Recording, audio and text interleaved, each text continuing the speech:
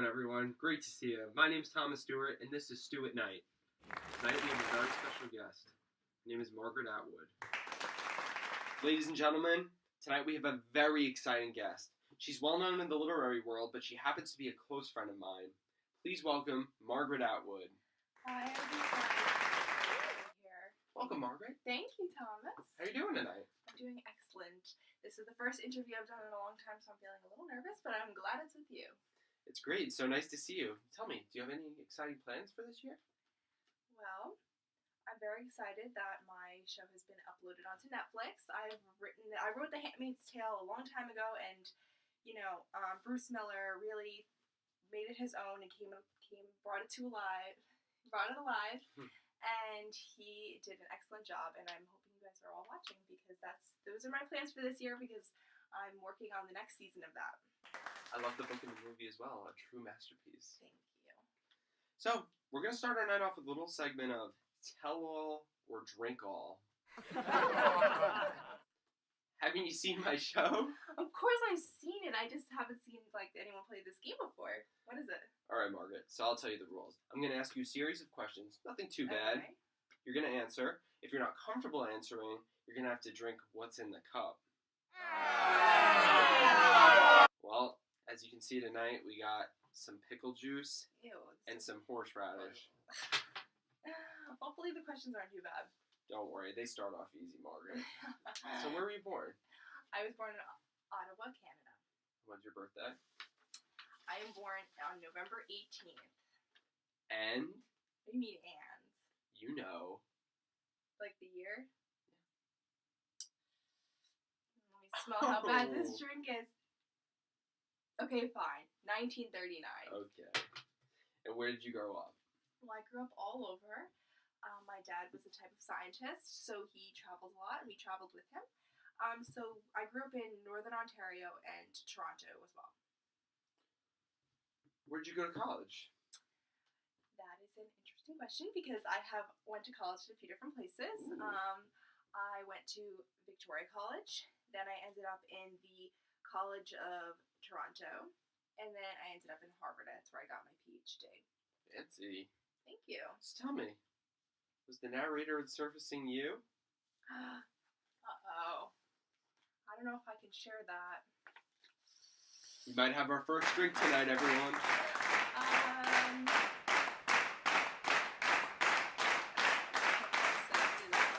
Here we go. If you guys read the book, you'd know why.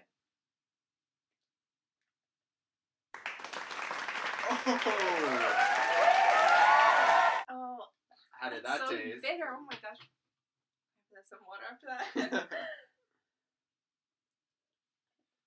You Move okay? on to the next question. So, how did your parents, if at all, influence your decision to begin writing? That's a really good question. I will happily answer that one. I am the person I am today because of my parents. As I mentioned earlier, my father was a scientist. He studied bugs, so for 6 months out of the year, we would go with him and basically live in the wilderness in Canada. And we had no electricity, we had no computers, obviously, during the time, and we had no television. So in order to keep myself occupied, I used to read a ton of books, I would write a lot, and because of this, it kind of sparked my interest. And then my parents, they encouraged this because of the creativity aspect, and also because, not to brag, but I was also pretty good at it. So, and it really wasn't my plan all along because, I even have this story I tell people that I wrote this piece when I was in college. I wrote my first piece. I didn't think it was all that great, but I ended up winning an award for it, and I was so unprepared. I didn't think I would win that I actually didn't have a pair of shoes, and I used to have a pair of shoes because I was so broke. I had no money. I had to borrow the pair of shoes from my friend. Wow. So it just goes to show my parents were there to support me all along the way, and just definitely the fact that we would live in nature. Nature was just such a large part of our lives, and the fact that I lived most of my life in the wilderness really influenced the way I ended up writing it. And if you can tell, that's why nature is a big theme within all of my pieces of work. You believe that, folks? Didn't even have a pair of shoes. So, if you hadn't been a writer, what would you have done? Well, there are a lot of articles written that assume what I would have been.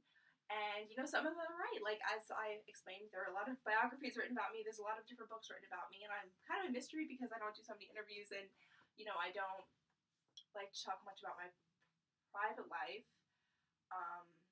So, the fact that most of my books are about nature, you can put two and two together. And the fact that I probably would be some kind of biologist, ecologist, something with the nature, because I just think it's so interesting and important for us to really be involved with and make the environment a place for us to live and for our future to improve it so that everyone is able to enjoy it as much as we have. You know what? I agree. I love that it's a huge part of your life. It is. Thank you. Everybody, we have such an amazing writer here with us that I thought maybe she could read one of her poems and give us a little analysis, background information on it. So what do you think, Margaret? Sounds excellent. I'm down to do that, so okay. Let's start. Thank you so much for creating this little section for me, a little quiet area for me to read my poem, and this beautiful, comfortable chair. Okay, so today I brought a poem that I think all of you guys are familiar with, if you follow me. If not, that's fine. Hopefully I'm not boring you to death. But this poem, I think you know it, this is a photograph of me, and it's from my book, The Circle Games, which I published in 1998. I had written this one a while ago, and I think this poem is definitely one that people get confused about, because it's meant to be confusing. It's meant to have different meanings. So I'm going to go through it, I'm going to read it, and then I'm going to talk about it and hopefully either clarify it, enlighten you, and hopefully you enjoy it. So I'm going to start. Here we go. This is a photograph of me. It was taken some time ago. At first it seems to be a smeared print, blurred lines and gray flecks blended with the paper. Then, as you scan it, you see in the left-hand corner a thing. Is like a branch, part of a tree, balsam or spruce. It's emerging, and to the right, halfway up what ought to be a gentle slope, a small frame house. In the background there is a lake, and beyond that some low hills. The photograph was taken the day after I drowned. I am in the picture, in the center of the picture, just under the surface. It is difficult to say where precisely, or to say how large or how small I am. The effects of the water on light is a distortion, but if you look long enough, eventually you will be able to see me. So this one's kind of a creepy one to some people, and that is acceptable because it's basically about a girl who's drowning. It's not necessarily me, obviously, because I did not physically drown, but there's a lot of different ways to look at this poem. Okay, so I'm going to begin straight off and say that this poem is full of heavy symbolism. It depends how you want to look at it. You can, if you are interested in analyzing it as terms of a woman who's actually drowning, that's fine, but this is the way I like to analyze it. This is the way, the route I was going, which, take it as you wish. So the phrase, what ought to be gentle, slope, what ought to be a gentle slope, a small frame house. This suggests the hardships that women go through. That looking at this in terms of like a feminist standpoint, mountains and hills typically are used to explain hardships and challenges that you have to overcome. So there are so many different hardships that women have to go through. At the time when I wrote this and today, people still have to go through this. So just keeping that in mind. And then, what ought to be gentle, women are usually supposed to be viewed as gentle, and a small framed house, because in the same sense, women are supposed to be small and, make their personalities and conform to society and make themselves small. So that's why the house. And then looking at it, the fact that I used the word house is because that a lot of times the gender roles suggest that women's place is in the house. So the word gentle, small frame, and house just combine to show the overall concept of women during this time. Okay. So then, and I also forgot to mention that the juxtaposition between small and large is also used because men are usually larger and thought of as a larger sense than women. Okay, so then moving on, we also are going to look at how the fact that you is repeated a lot of times in this poem, because it's kind of me trying to make it feel personal to you. So especially, well, it doesn't matter if you're a man, a woman, or whoever who's reading this, it's you imposing that feeling of anguish as you're drowning in, societal pressures.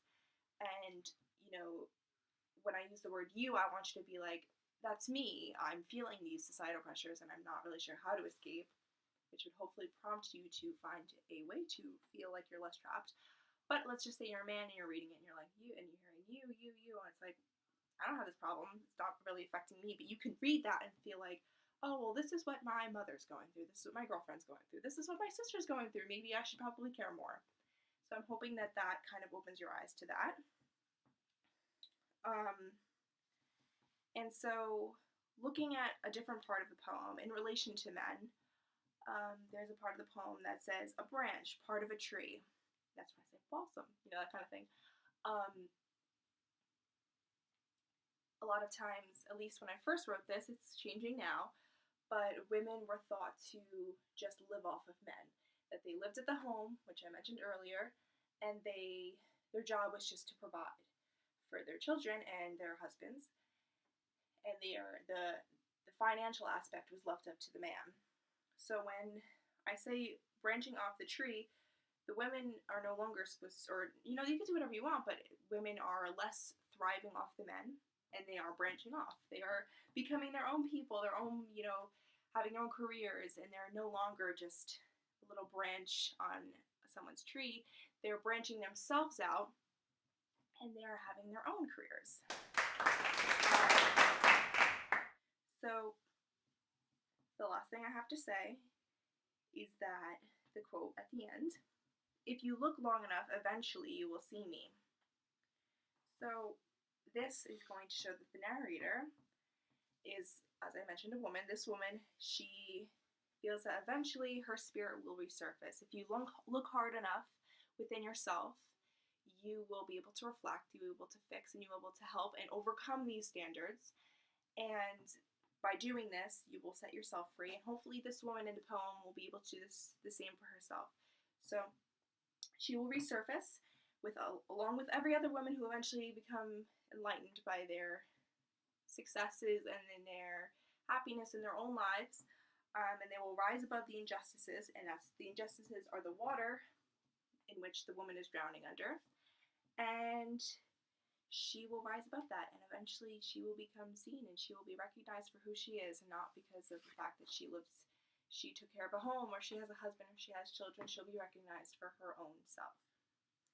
So hopefully that helped, and if you want to use that to empower your own beliefs and your own thoughts, I hope that entices you to do so, and I hope that you enjoyed that. And so I want to thank Thomas for letting me come on the show, and I can't wait to be back.